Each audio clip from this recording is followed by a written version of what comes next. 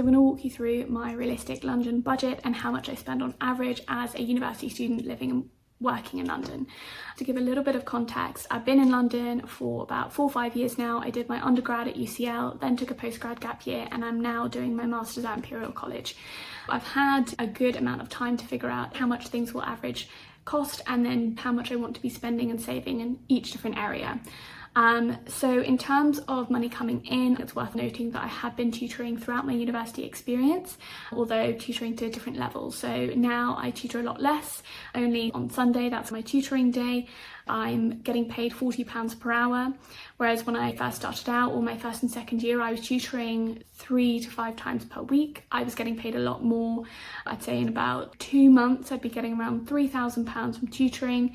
Some months potentially even more, so it fluctuates, but I have always had a supplementary income in terms of, additional money that I could spend and save. Ideally for me, I'm working towards saving as much as I can in my stocks and shares ISA, so I try and put aside £150 to £200 every few months. What that looks like is at the end of 2 months, if I haven't invested anything, I'll then try and invest £500. I try to stick within a £500 input or a round number so I can keep a track of how much I'm spending and saving. Anyhow, I have a spreadsheet with me and I have been budgeting my spending for a long time. So I have my spending receipts from the past since I came to university. My first year I struggled with budgeting because my context was how much things cost in Singapore. And that really threw me with London prices, which I say are a lot higher. So I was feeling like I was overspending on food when really I wasn't spending enough, and I was eating cereal for dinner on some days. So there are some areas in which I wasn't sure how much to budget realistically. I've ended up spending more than when I first came would have thought was appropriate.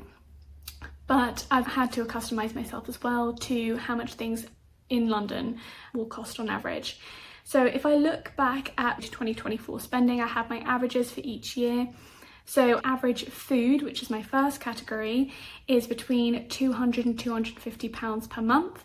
250 is a little bit higher. Try cap it around £200 per month, but that is eating out or buying food. So if I'm at university and I buy lunch because I'm on campus, that will go into my food spend. This is not necessarily groceries, but it does overlap. If I want to pick up a meal deal, I'll consider that food, even if I'm buying it from groceries. So there is a little bit of overlap there. I will say groceries around £100, and that's because I live at home, so it could range from £50 to £100. It's really not as big a spend, which is why I can probably put more in the food category. It's only because I am currently staying at home that I can keep groceries down. I try and mediate a good average across groceries and food. If I want to eat out maybe once a week, that's something that will probably set me back around £20 to £30 per meal, maybe £30 to £40 for a more expensive meal. If I'm getting drinks as well, a cocktail probably costs me between £10 and £12, so that's something to definitely factor in. The other category, or the third category I have, is transport. So this is about £150 each month. There's not much variation year on year on that.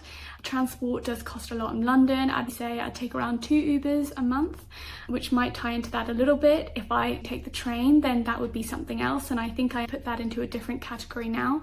I'd expect to say if you're taking the tube, expect to be paying £8 a day. I think that's around the daily cap. When I was commuting day on day, if I'm commuting by train, I was to get to uni at UCL, then that would be about, I'd say, between £4 and £8. When I was commuting to my Amazon internship, I took the bus, so that was much less. That was about £3 or £4 a day.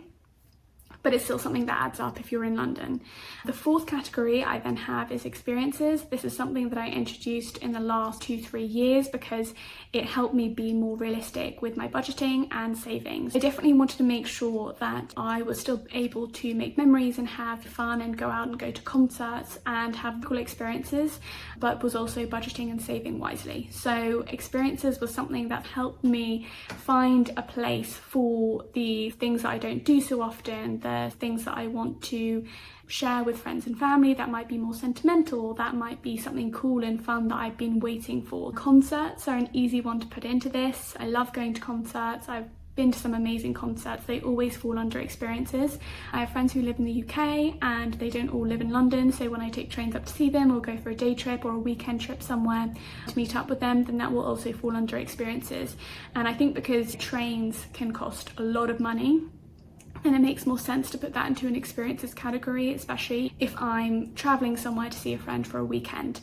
It helps me put aside money for this and knowing that I will find some way to spend on it. Same with going to the cinema or anything like that. I do think that it's important to save and invest, but also to be realistic, still have enjoyable experiences that cost money. So that is by far my biggest category, which I'm fortunate to be able to say, which costs me around £200 to £300. I think a good medium is about £250 per month. If I had a little trip or wanted to go on a short weekend holiday somewhere, or a concert or a couple concerts, it all adds up quickly. I also throw in balls as well. So we have a lot of formals at uni, winter balls. That's something that falls under this category. My next category is my other spend. So this is a miscellaneous item. I find that I have these every single month. It's a random one-off spend. It doesn't fall into any other category. So this will probably, I'll budget £100 and £150 for this. I think 100 is more realistic. If I look at my 2024 spend, it was a lot higher, but that's because I did quite a lot of travel because it was partly a postgrad gap year. So that aside, I'd probably realistically have £50 to £100 ideally per month on this miscellaneous item. So it can be, I had to get an Amazon delivery for a shelf.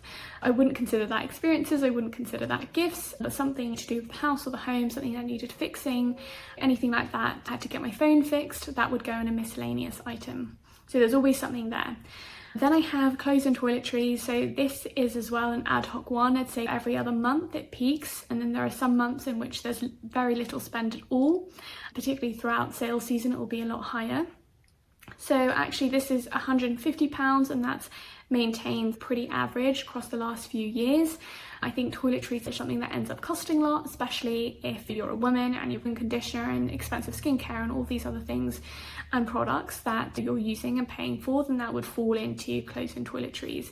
I think for me, medicine, even basics, the deodorant, the body wash, all of these things add up together. In the summer, it's hay fever pills. Toiletries, I think a lot of months add up to a lot more than I otherwise would expect. And clothes, every now and then, I try not to spend on clothes every single month, or I'll spend during sales to bring that number down. And then finally, my last category is gifts. So this is about £50 per month on average. It varies. Again, it will be concentrated in certain months, so it'll be one of them, but also if I'm thinking about birthdays, my family all have their birthdays from January to April, so it's typically in those months that I'll be spending a lot more, which kind of totals up to an average expenditure. I'd say aim for £850 depending on how much you're scrimping and saving. Again, my last year's results are a little bit skewed. I think £750 is a pretty realistic metric to use. I usually budget out £650 or £600 for me to spend. That's not including rent. And then if I need a top up every now and then, I will and can do so, but I don't go over the £850 mark for myself. I think if I'm treating myself, or like last year doing a lot of travel, then it does go up. So I had quite a lot of travel last year, I think, which totaled to almost £4,000. So that definitely will have skewed my average. But realistically, outside of rent, I can definitely spend, £550, £650 happily, taking into account for experiences and all those other things.